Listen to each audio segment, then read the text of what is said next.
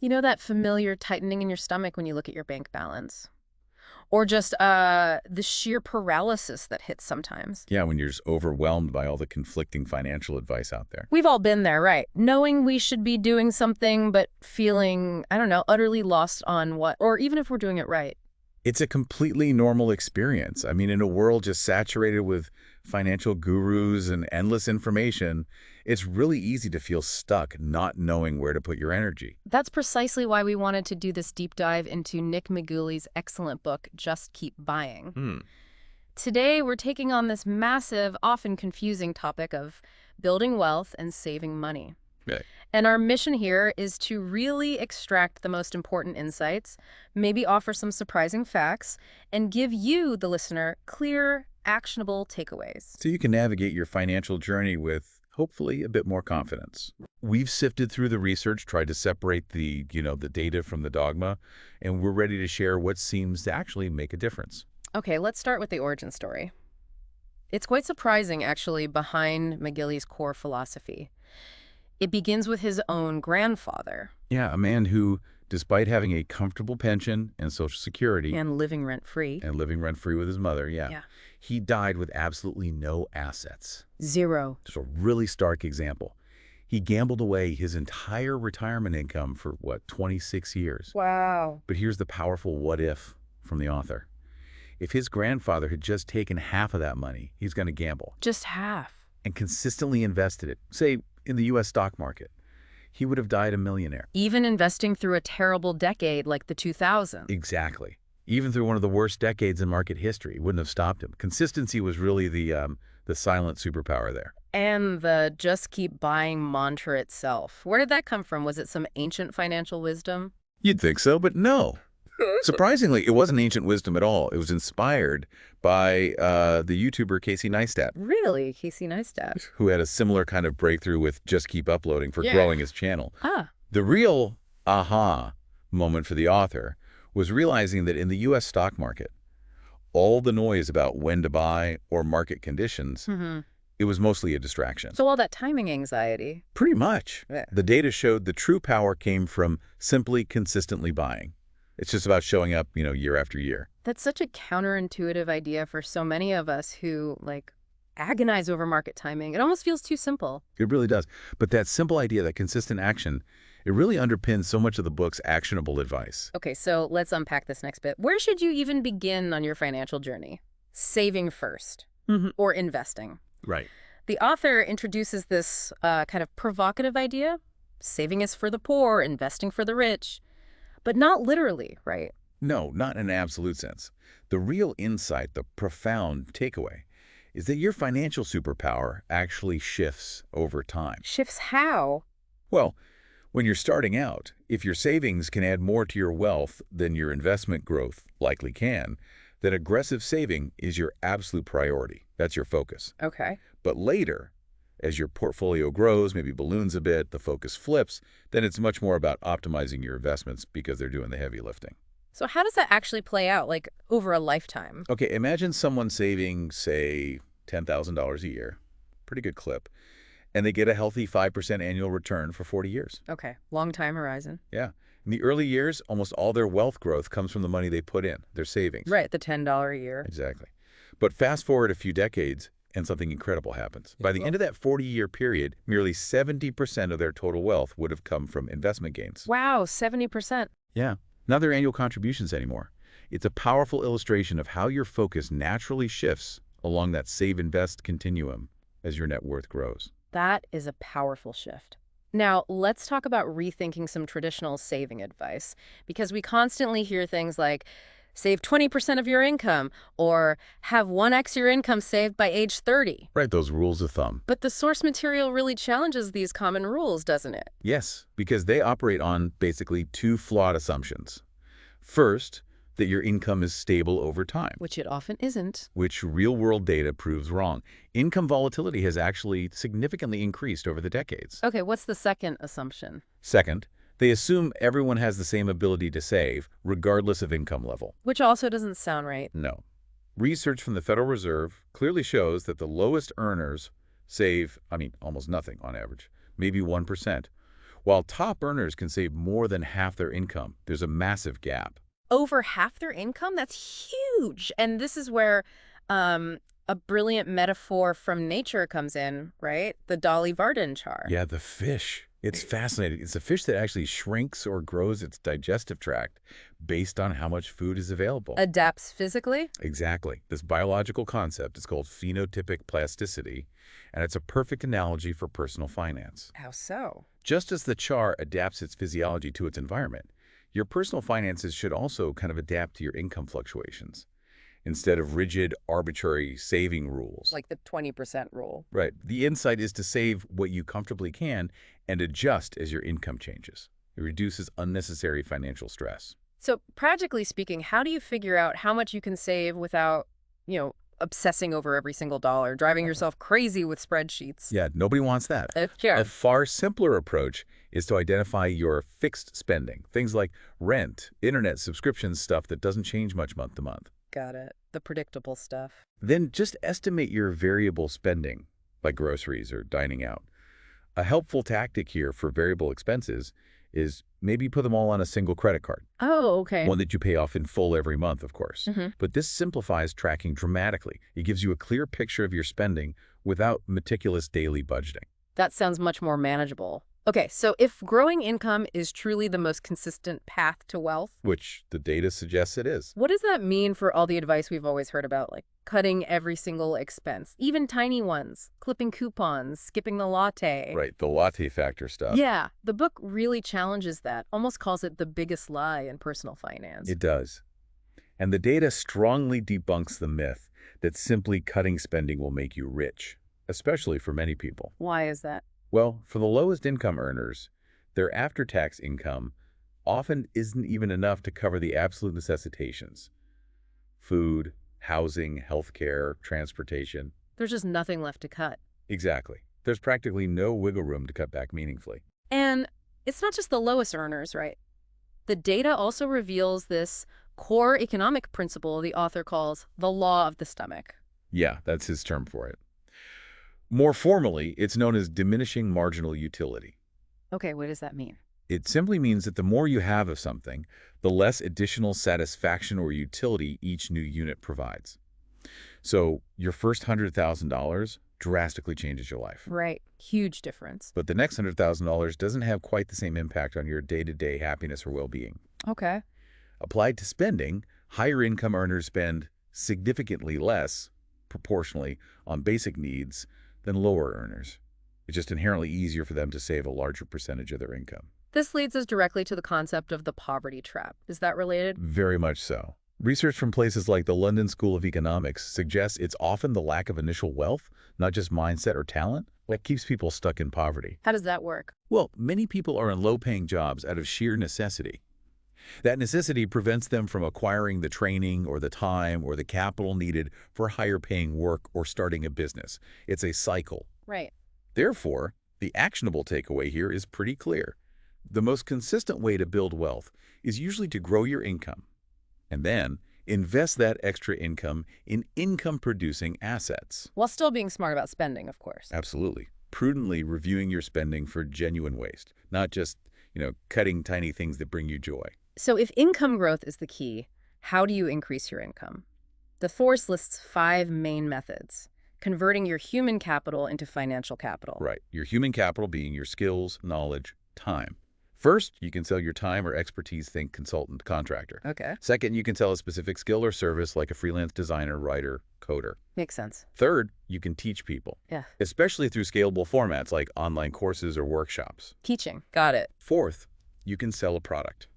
Could be a physical product, a book, a digital guide, software, A tangible thing. right? Or fifth, you can climb the corporate ladder, gain experience, promotions, higher salaries within an organization. The traditional path for many. Yeah. But the ultimate goal for any of these, the book argues, should be ownership. Ownership. Using that additional income not just to spend more, but to acquire more income-producing assets. Think like an owner, not just an employee or a freelancer. That's the long-term wealth play. Okay, thinking like an owner. I like that. Now, speaking of spending, let's talk about how to do it without guilt, but also live with purpose. There's a fascinating tip called the 2X rule. Ah, yes, the 2X rule. It's simple, but psychologically quite powerful. How's it work? Anytime you want to splurge on something non-essential, you also invest the same amount of money into income-producing assets. Or you could donate it to charity. So if I buy, say, $400 shoes. You also invest $400 or donate $400. This helps remove the psychological guilt because you know your indulgence is being matched by a financially prudent or maybe an altruistic action. That's clever. It reframes the splurge. Exactly. It helps align spending with longer-term goals. And this ties into maximizing fulfillment, maybe, not just fleeting happiness. The book uses the marathon analogy. Right. Running a marathon might not feel happy in every single moment, right? It's painful. Definitely not happy during mile 20. Probably not. But completing it is incredibly fulfilling. That's a crucial distinction. So happiness versus fulfillment. Yeah. While happiness is important, at research, like from the book Happy Money, shows spending on experiences, occasional treats, buying time, paying up front, spending on others generally increases it. All good things. All good things. But true fulfillment often comes from aligning purchases with your long-term goals and core values. The key question to ask yourself before a big purchase is, does this really contribute to my long-term fulfillment? And if yes, great. If no. Maybe it's worth reconsidering or using that 2X rule to balance it out. Okay. Now, what about that pesky lifestyle creep?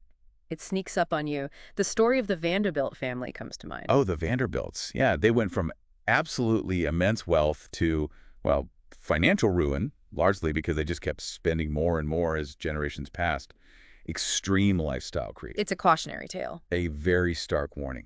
Now, some lifestyle creep is okay, even satisfying. You work hard, you get a raise, you deserve some enjoyment. Sure. But for most people, spending more than, say, 50% of any future raises can seriously delay retirement or other financial goals. So what's a practical application? How do we manage that? The practical guideline the book suggests is pretty simple. Aim to save at least 50% of your raises and bonuses. At least half. At least half. It's an easy-to-remember rule, and it also aligns perfectly with the 2X rule we just talked about. Ah, right. If you spend half your raise. You're effectively saving the other half. It's a powerful way to enjoy your present success while still securing your future. That makes a lot of sense. Okay, so much of what we've discussed is about building assets, saving, investing. But what about the flip side? Debt. Debt. It often feels like the ultimate financial villain, doesn't it? Like something to be avoided at all costs. That's the conventional wisdom for sure. Black and white, debt go bad. But the book challenges that, right? Yeah? Suggests debt can actually be a tool. How does it reframe that? It really pushes back against that simplistic view. It suggests debt can be a more nuanced tool. It uses this interesting analogy of desert annuals. Desert flowers. Yeah, plants. Their bet hedging strategy. They don't germinate all their seeds at once, even if conditions are perfect. They hold some back Why? to hedge against future uncertainty. Maybe a drought comes next year. Okay, so how does that relate to debt? Well, similarly, some research shows low-income individuals might hold credit card debt even when they have some savings. It might act as a form of bet, hedging against a future where they might not have access to credit when they desperately need it. That's a different perspective. It is. The book even shares a story, Seema from India, who intentionally used a high-interest loan almost as a behavioral crutch to force herself to save money to pay it back. Wow. Okay, so debt isn't inherently good or bad. It's about context. It's about how you use it. It's a financial tool like any other. What about college debt, then? That's a huge concern for so many people today. Is it good debt or bad debt? Well, the book argues that for many, college debt is often a worthwhile investment. An investment. Yeah, because of the significantly higher lifetime earnings potential. Yeah. A bachelor's degree can translate to roughly $1 million more in lifetime earnings compared to just a high school diploma. $1 million. That's substantial. It is. The book even provides a formula so you can actually calculate the value of degree today. You estimate your increased lifetime earnings and subtract the earnings you lose while you're actually in the program. So you can run the numbers yourself. It gives you a practical way to assess the potential financial return on that debt. That's very useful. But there are also non-financial costs to debt, aren't there? Stress, anxiety. Absolutely. And the book acknowledges this. Research clearly shows that non-mortgage debt, things like credit cards, payday loans, causes significant stress, I believe it. lower psychological well-being, even physical effects like higher blood pressure. Interestingly, mortgage debt seems to cause the least amount of stress, Maybe because it's tied to an asset. perhaps, or it's seen as more normal. But the point is, while it's generally ideal to avoid high-interest non-mortgage debt, personal debt aversion is also completely valid. Meaning if you just hate having debt. If you hate debt, paying off your mortgage early, even if it's not the absolute mathematically optimal move, might provide a huge psychological return on investment. Peace of mind is valuable. Peace of mind, definitely valuable. Okay, let's talk about our homes. Often our biggest purchases, and that rent versus buy debate never ends. It really doesn't. The author starts with this really emotional story about his grandparents' home. Bought for $28,000 in 1972, worth $600,000 today. Yeah, and that story really highlights the powerful emotional connection, the social wealth that comes with homeownership for many people. It feels like the American dream sometimes. It does. But then the source cuts right through that emotion to detail the real financial costs, and they are significant. Beyond just the mortgage payment. Way beyond. Think about the upfront costs. The down payment, which can be anywhere from 3.5% to 20% or more. Closing costs, another 2.5%. Agent commissions, maybe 3.6%. That adds up fast. Tens of thousands, easily. Easily, or even a quarter of the home's value in some cases. And then there are the ongoing costs. Property taxes, homeowners insurance, maybe private mortgage insurance, PMI. And maintenance. Always maintenance. Always maintenance. Often estimated at 1–2% of the home's value every single year.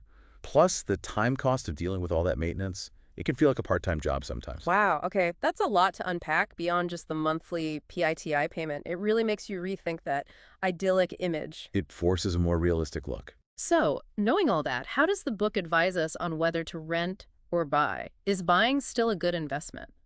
Well, when you look strictly at housing as an investment, the data is kind of sobering.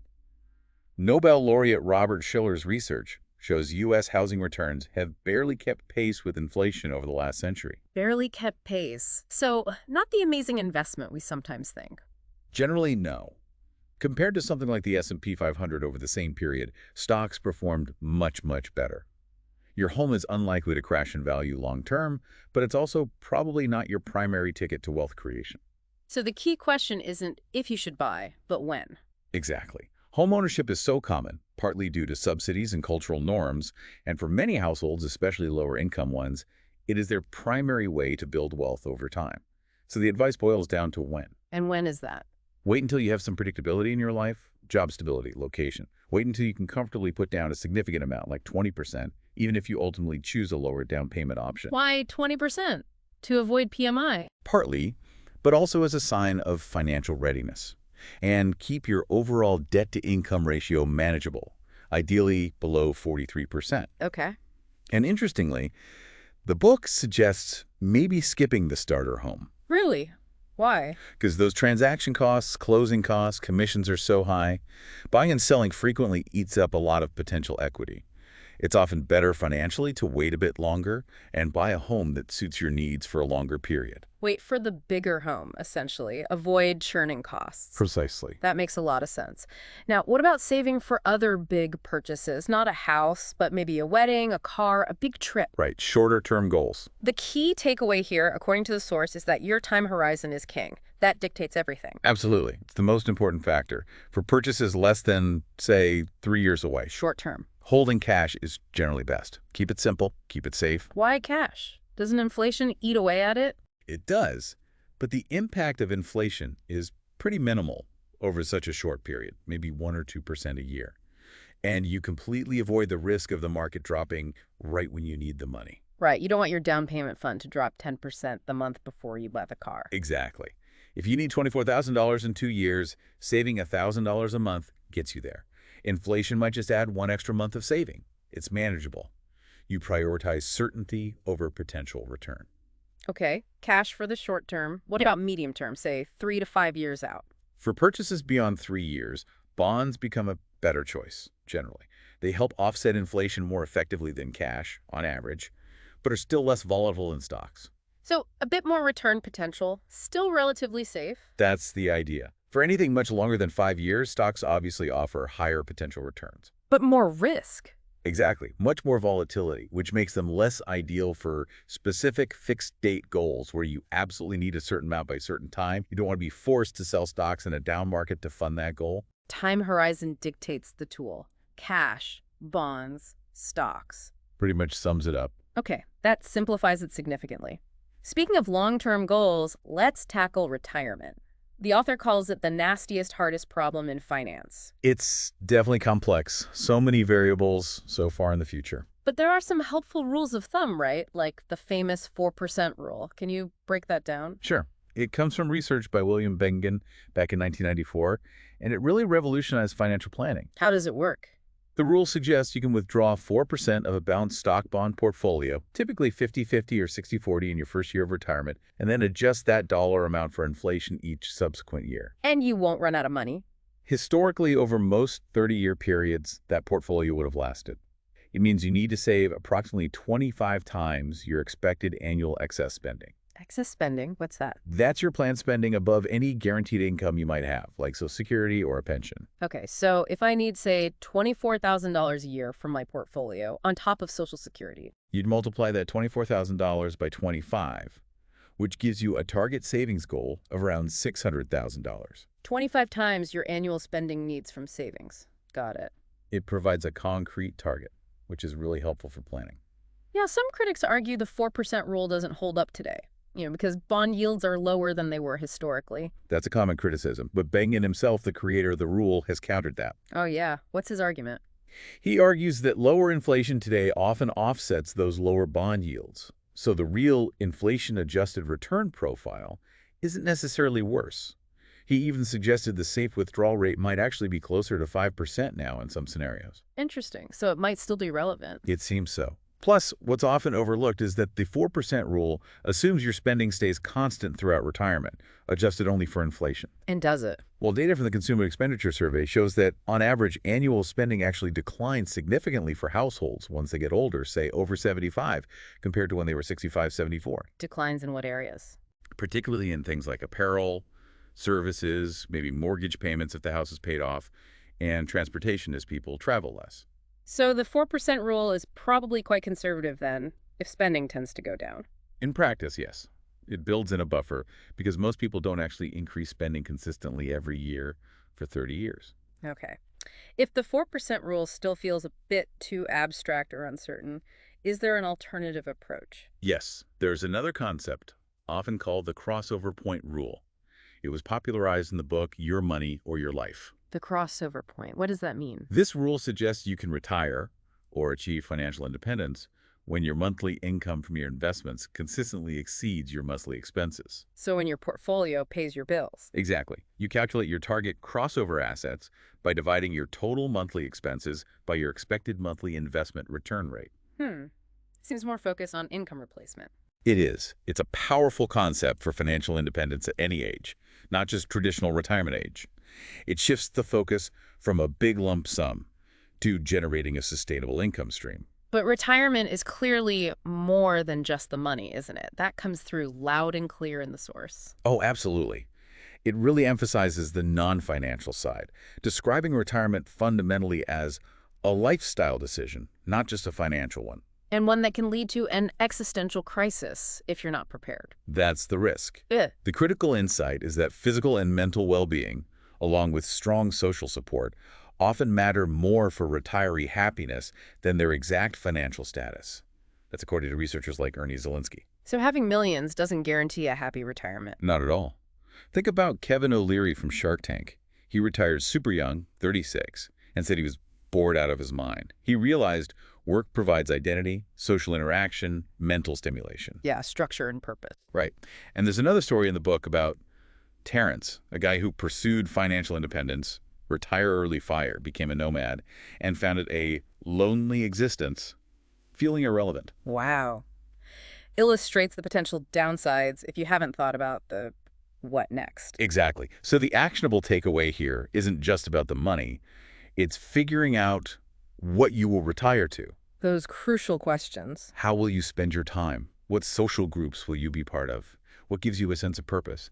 Answering those questions is arguably more important than hitting a specific number. Money is the tool, not the goal itself. Precisely. Understanding your purpose and how you'll actually live in retirement, that's the harder part for many people. Okay, let's shift gears a bit and talk about the fundamental why of investing. Why do we even do it? Apparently, it's a relatively new concept in human history. It really is. The whole idea of retirement as we know it didn't really exist until the late 19th century, Why then? largely due to figures like Otto von Bismarck in Germany, introducing the first government-sponsored Social Security programs. This coincided with people starting to live significantly longer lives. So before that, people just worked until they... Pretty much worked until they died, yeah. Yeah. This increased lifespan suddenly created a gap, a period of life after work that needed funding. And that created a new why for investing. Basically, saving for your future self. And it's hard to connect with that future self, isn't it? It feels abstract. Very abstract. But studies show something interesting. When people saw age-progressed renderings, like digitally aged photos of themselves, Seeing their older face. yeah, it actually encouraged them to save significantly more for retirement, like 2% more. Wow. Just seeing it makes it more real. Makes it more tangible. And generally, citing retirement specifically as your savings motive is consistently linked to improved savings behavior, more so than saving for, say, a house or kids' college. Interesting. Okay, so saving for future self is reason one. What's the second big reason to invest? To preserve your wealth against inflation. The book calls inflation an invisible tax. Because it just eats away at your purchasing power over time. Exactly. Even seemingly low inflation, like 2% a year, will cut your purchasing power in half in about 35 years. Yeah. Think of extreme examples like Germany's Weimar Republic hyperinflation, where the price of coffee could double while you were drinking it. That shows the destructive power. Okay, that's extreme, but the principle holds. It does. Investing is your primary weapon against this erosion.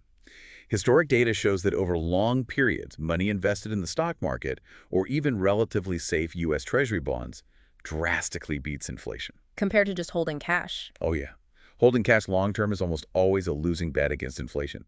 $1 in 1926 had the purchasing power of $15 by 2020. But $1 in bonds became $200, and $1 in stocks became almost $11,000. Huge difference. Okay, don't hold cash long term. What's the third reason? Replacing human capital with financial capital. That sounds a bit academic. It can sound that way, but it's quite profound when you think about it. Your human capital, that's the economic value of your skills, your knowledge, your ability to work and earn income over time. Okay, my earning potential. Right.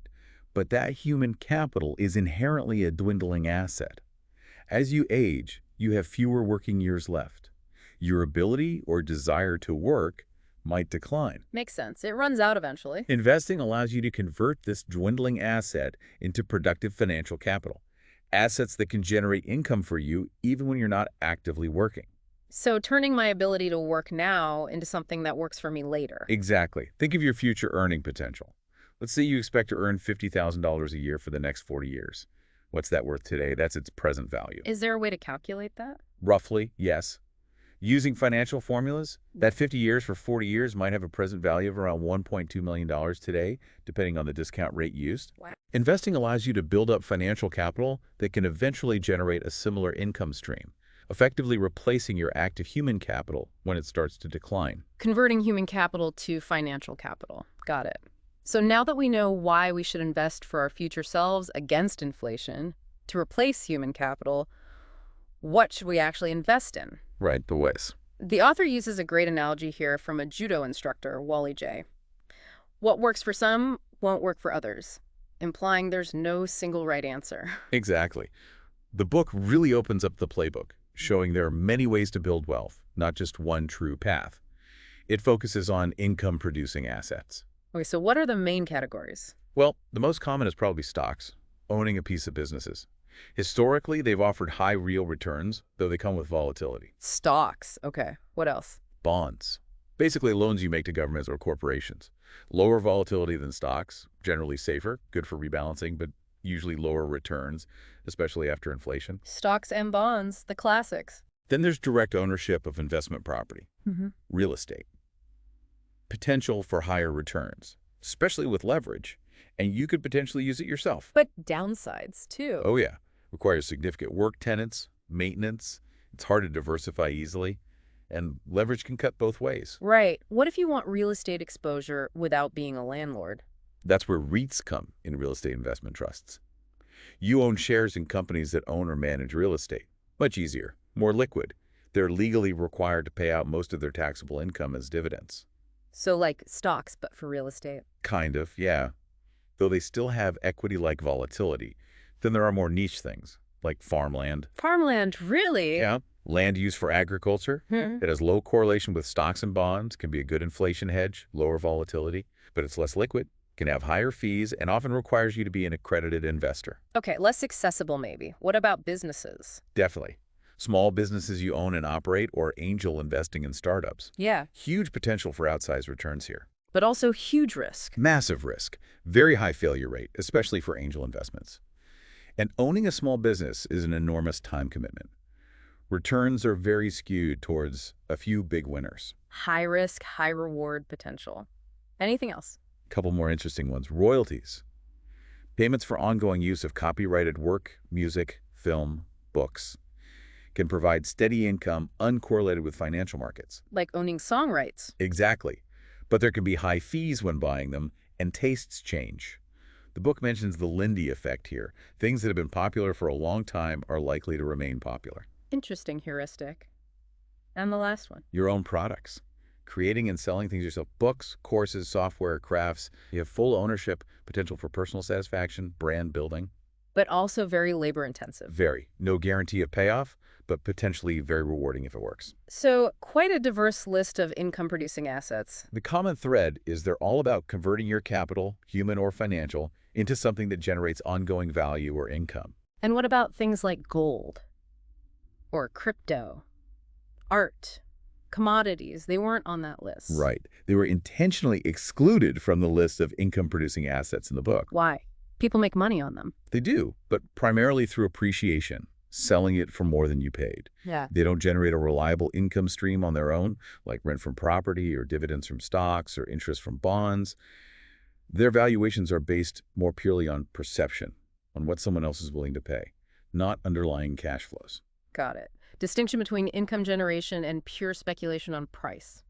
That's a good way to put it. Okay, let's talk about the art of market engagement, actually doing the investing, starting with a crucial question. How soon should you invest? If you have a lump sum, do you put it all in at once? The lump sum versus dollar cost averaging debate. Yeah. The evidence here seems pretty clear, pointing towards buy now. Put it all in immediately. Yes. The empirical evidence strongly suggests that investing all available money immediately. The buy now strategy generally outperforms spreading it out over time, which is dollar cost averaging or average in. Why is that? It feels riskier to go all in at once. It can feel riskier, absolutely. The logic is simple, though. Markets tend to go up more often than they go down, historically. So waiting to invest usually means you end up buying at higher prices later and missing out on potential compound growth in the meantime. So time in the market beats timing the market. That's the classic saying, and the data largely supports it here, even if you're worried about the risk of investing right before a downturn. Which is the big fear. Right. The book shows that even investing buy now into a more conservative portfolio, like a 60-40 stocks bonds mix, can often still beat dollar cost averaging into a 100% stock portfolio for a similar level of overall risk. Interesting. So manage the risk through allocation, not timing? That's the suggestion. Okay, so if buy now is generally better, that implies you shouldn't wait to buy the dip, right? Wait for the market to fall before investing. Exactly. That follows logically. The illusion of perfect timing, waiting for that ideal market bottom, is very tempting. We all want to buy low? Of course. But historical data shows that attempting to buy the dip systematically generally underperforms simple dollar cost averaging over long periods, something like 70% of the time over 40 years. Why does it underperform? You'd think buying lower would be better. Because while you're waiting for that dip, the market is usually rising. You miss out on compound growth. The cost of waiting is often higher than the benefit of buying slightly lower. And hitting the exact bottom is basically impossible. Practically impossible. The analysis shows that even missing the absolute bottom by just a couple of months leads to significant underperformance compared to just consistently investing. The book quotes someone saying, "Even God couldn't beat dollar cost averaging." Okay, point taken.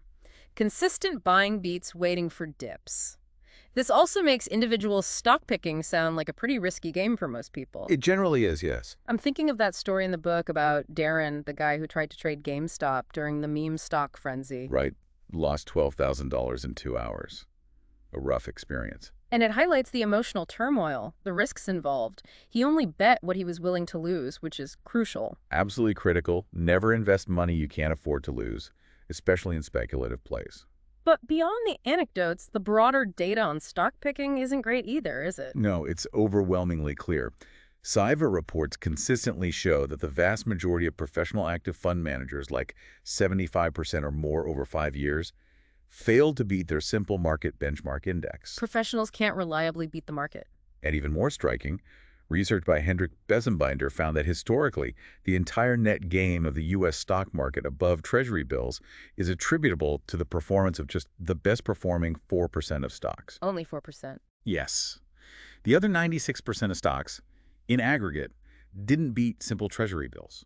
It's incredibly difficult to identify that winning 4% in advance consistently. And it's hard to know if success is skill or just luck. That's the causality problem. The feedback loops are long. Results aren't always tied directly to your investment thesis. Do you get lucky, or were you actually skilled? Hard to tell. So for most individual investors, picking individual stocks is generally not the recommended path. Diversified low-cost index funds are usually a better bet. Okay, so if we're investing broadly, likely in index funds, we have to accept volatility. It's just part of the deal. It's the price of admission, as the author puts it. You have to be willing to ride the waves. It reminds me of that Fred Smith story, the founder of FedEx, gambling the company's last $5,000 on blackjack to pay for jet fuel. Crazy story. He won, thankfully, for FedEx. But when asked how he could take such a massive risk, he apparently said, what difference did it make? Without the funds, we couldn't have flown anyway. That anecdote perfectly captures the idea that sometimes the biggest risk is taking no risk or being too conservative, especially in investing for the long term. Volatility is normal for equity investing. It's expected. How normal is it? Is there data on that? Yeah, the book cites data looking back to 1950 for the S&P 500. The average maximum drop within any given year, the intra-year drawdown, is about 13.7%. The median is around 10.6%. So a 10–14% drop in a typical year is typical. Pretty much. And trying to avoid even small drawdowns, like selling whenever the market drops 5%, leads to substantial underperformance because you're out of the market too often during recoveries. What about avoiding the big drops, like 15% or more? Even trying to avoid only the large drops, say 15% plus cool, only slightly outperforms buy and hold, and that requires perfect timing, which we know is nearly impossible. So you just have to stomach it. You do. As Charlie Munger famously said, if you can't handle a 50% market decline 2 or 3 times a century, then you're not fit to be a common shareholder. You need the temperament for it. Okay, so volatility is normal, expect drawdowns. What about buying during those drawdowns, during crises? The old Rothschild motto comes to mind. The time to buy is when there's blood in the streets. Right. Sounds aggressive, but there's logic and data behind it. What's the logic? Well, first, just the math of recovery. Every percentage loss requires an even larger percentage gain just to get back to even. A 33% loss needs a 50% gain to recover. A 50% loss needs a 100% gain. So buying after a big drop gives you more upside potential for the recovery. Exactly.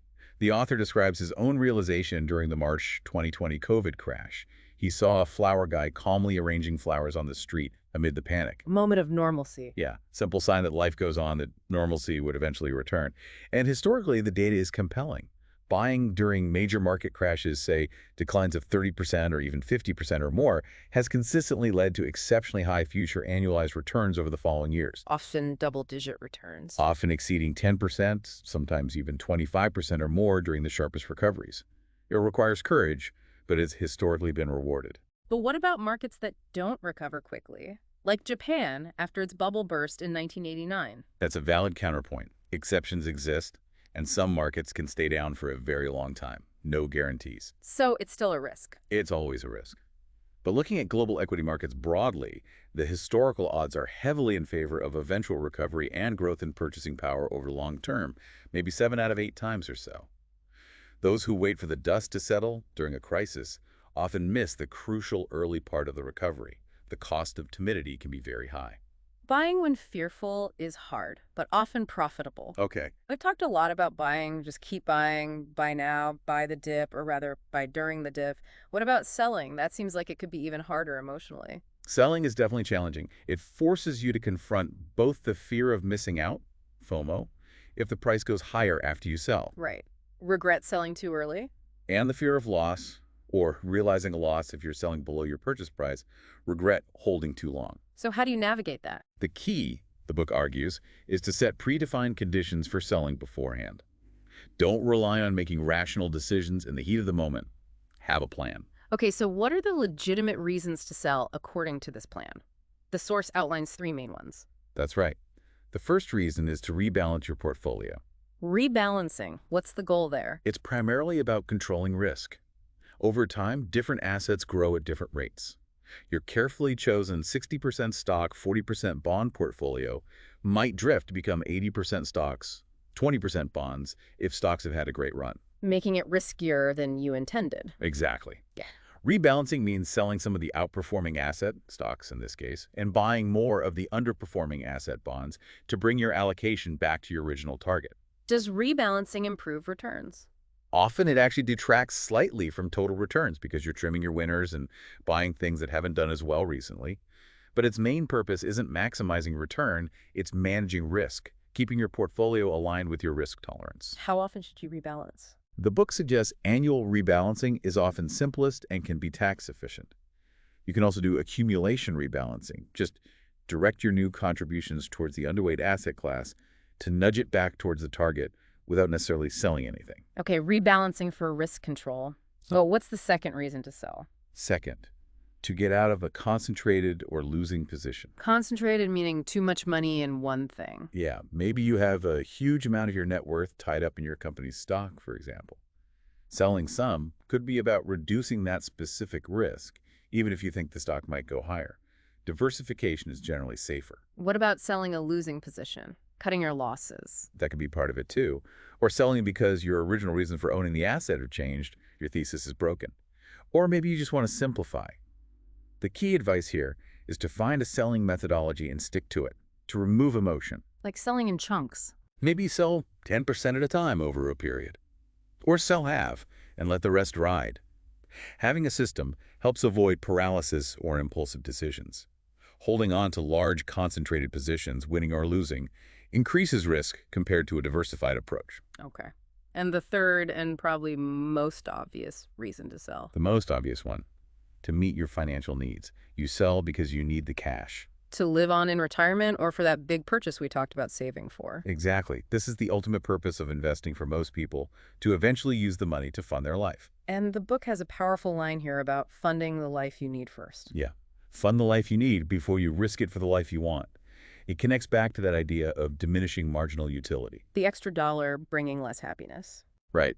Going from $0 to $1 million provides a massive boost to well-being and security. Going from $1 million to $2 million. Nice, but less impactful. Going from $10 million to $11 million. Even less so.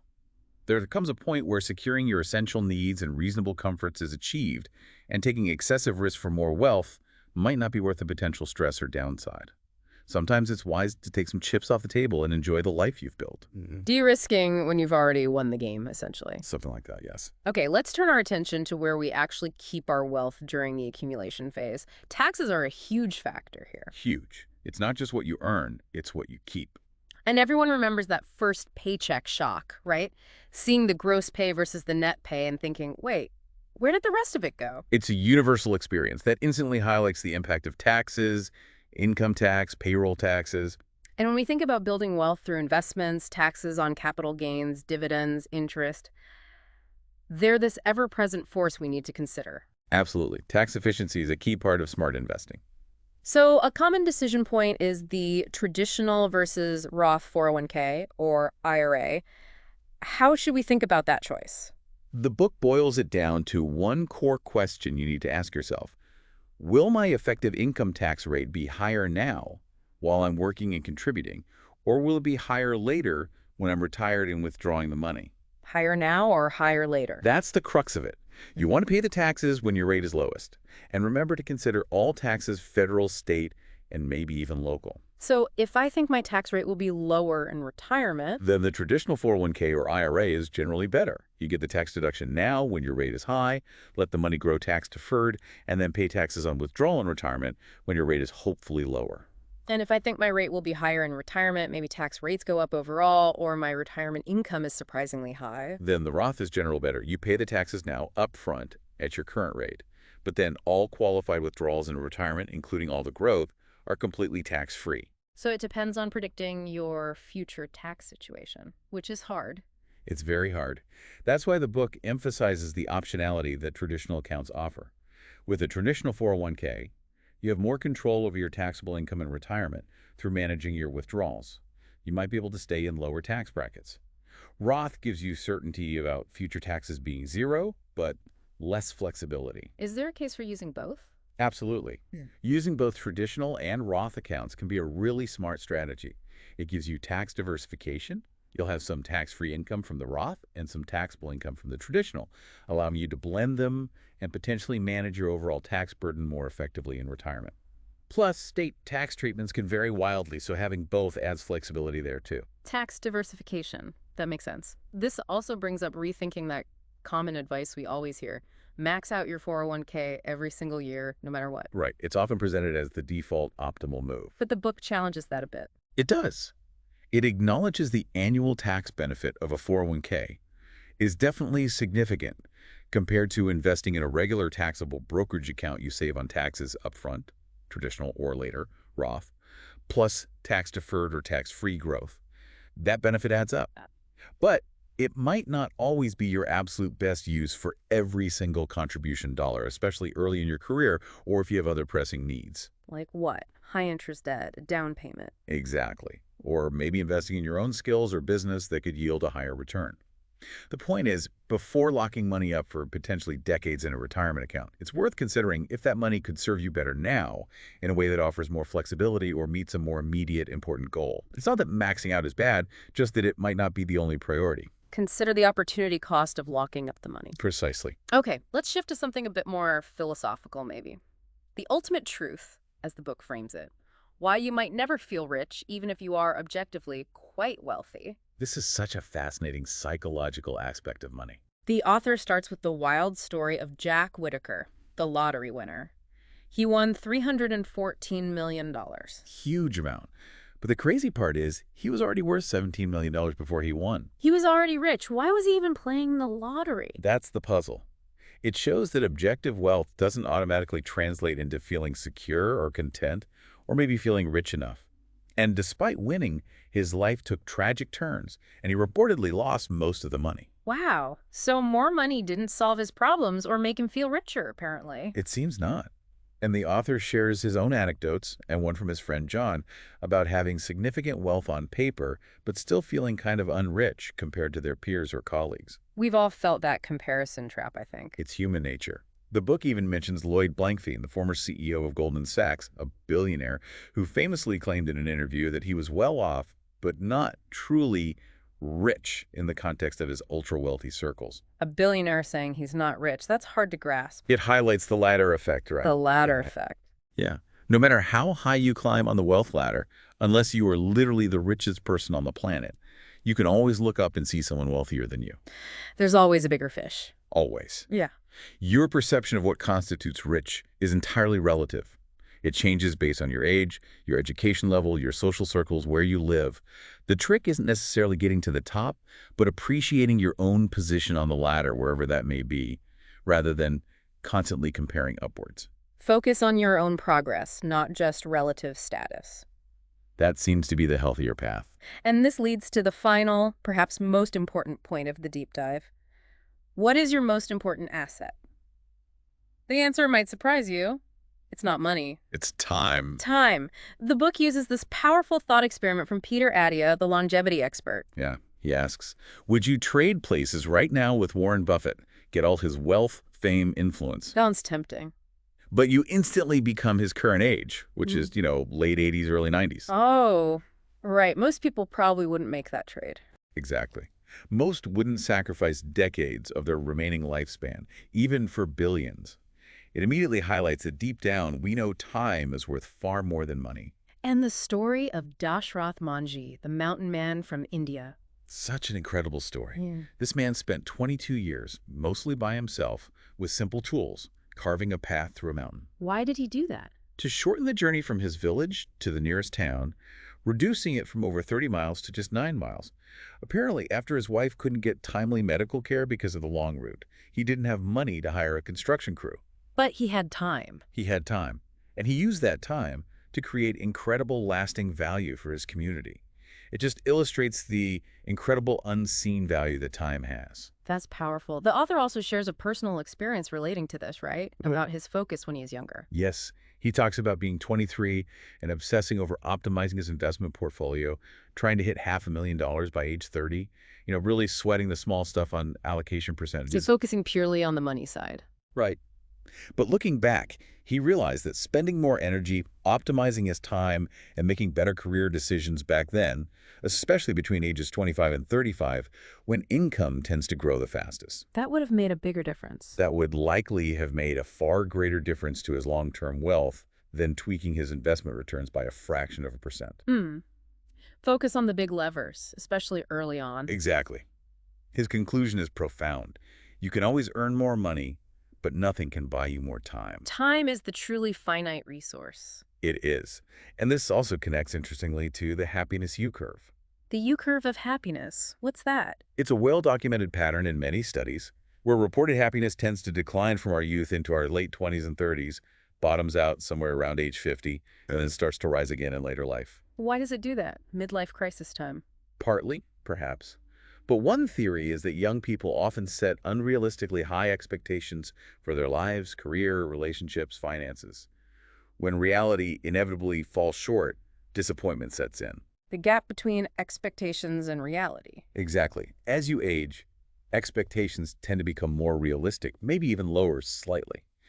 Then, pleasant surprises or achieving realistic goals brings more happiness. The author puts it poetically. We begin our lives as growth stocks, but end our lives as value stocks. Growth stocks to value stocks. I like that. Mhm. Focused on future potential when young, appreciating current value when older. Something like that. Appreciating the time you have. Well, this has been an incredibly insightful deep dive into just keep buying. We've really covered a lot of ground. We have from the core philosophy of consistency. Right, just keep buying. Through smart saving, the save-invest continuum. Rethinking spending, the 2X rule, managing lifestyle creep. Understanding debt as a tool, the complexities of renting versus buying. Planning for retirement, the 4% rule, the crossover point, and the non-financial side. The reasons why we invest, the different asset options. Navigating market volatility, when to buy, when to sell. Tax considerations. And finally, wrestling with what it means to feel rich and the ultimate value of time. Our mission today was really to distill those key, actionable, data-driven insights for you, the listener, hopefully helping you navigate your own financial journey with a bit more clarity and confidence. Yeah, cutting through some of the noise and focusing on what the evidence suggests actually works over the long run.